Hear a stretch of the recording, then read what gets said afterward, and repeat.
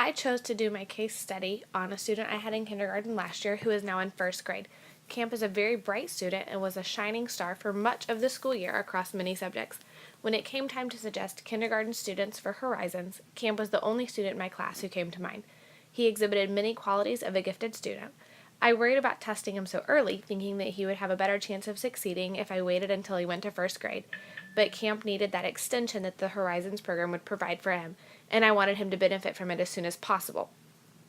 He had always extended in his academic achievement, scoring 3s and many 4s on his report card each quarter, even from the beginning. Camp was not only able to meet this standard, but excel and extend within that standard. Camp scored in the 86th percentile for verbal, 79th for quantitative, 75th for nonverbal, and 83rd percentile for his composite score on the COGAT. The test took place in March of his kindergarten school year. Based on this information, Camp was not going to qualify for Horizons using option A. Looking at Camp's ITBS scores was very enlightening. His scores were much higher. He scored in the 99th percentile for reading, 99th for math, and 98th percentile for the core total. Camp's achievement was much more successful than his mental ability. In my opinion, Camp was a very creative student. He was given the TTCT in May and scored in the 87th percentile. He scored a 97th percentile on the motivation scale. Despite his high scores in motivation and achievement, Camp did not qualify for Horizons. Camp is the oldest of 3 children. His parents worked with him at home to help him learn letters, numbers, and other basic information prior to entering kindergarten. But Camp took this one step further. When he was 4, he began writing detailed stories in his journal. He insisted on having a journal that he could write and draw in. He would write about things that interested him, what he did on vacation, or what he played that day. He sounded out words and began drawing pictures. His pictures included people, not just stick people. He had eyes, a mouth, a nose, and wore clothes. These are little things that even some kindergarten students struggle with or are not motivated to add to their drawings. Camp is a 100% boy. He's interested in football and basketball, follows the University of Kentucky programs religiously. He uses skills that he has learned in school to calculate potential scores for football games while he is watching. At recess, Camp will get a group of friends to play football with him. Instead of little boys running around the playground, he manages to involve everyone and actually play a scoring game. He stands out as a leader, involving anyone who wants to play. Camp is also very interested in animals.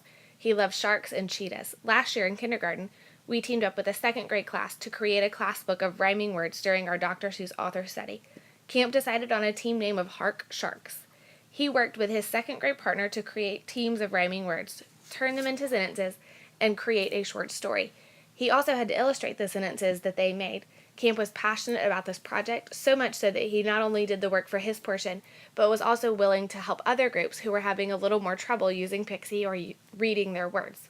He was quick to post his work into Pixie and used every available moment to work. In the spring, we teamed up with the 2nd grade class again to do a life cycle project. Camp chose to do his project on a cheetah. He used technology to research cheetahs. He would use National Geographic for Kids or another website to find out information about cheetahs.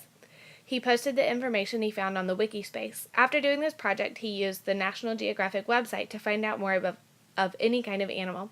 Anytime he finished his work early, he asked to go to a computer to look at the website. He would look at pictures, read, and listen to facts about different animals. He would take what he learned and write about it in his journal during Daily 5. Camp would always further his knowledge on subjects by checking books out of the library. He always wanted some kind of football book about Peyton Manning or another player, or he would find a nonfiction animal book. Very rarely would he check out a book that was not informative in some way. Oftentimes, Camp would understand humor that no other student in the class would get. It was like watching the Disney movie Cars with kids. There are one-liners that adults understand, and Camp would understand those. When I would be talking to my parapro, Camp would laugh at things that we said when it went straight over all of the other children's heads. Camp has a stellar memory. He was always my brain. He constantly reminded me to do something. We had a clip chart in our classroom, and students were able to move up or down.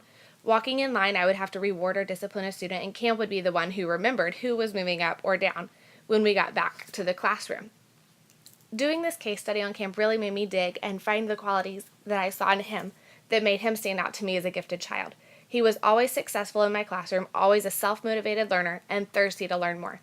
Talking to his mom and dad was a great experience. They had never thought of him as a gifted child, and instead just thought of him as bright. We discussed the meaning of the word gifted and the ways that Camp demonstrates this. Camp's motivation scores were not surprising at all. He is a highly motivated student, generally, regardless of the concept.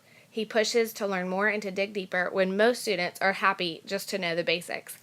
Creative thinking was one of Camp's struggles in making it into the gifted program, but his scores were still higher than some that I have seen.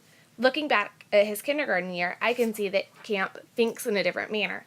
However, seeing some of the tests that he had to take, I can see where he would think very generally on a lot of them. His current teacher has also said that she sees him thinking differently, but could see where he would struggle on the TTCT.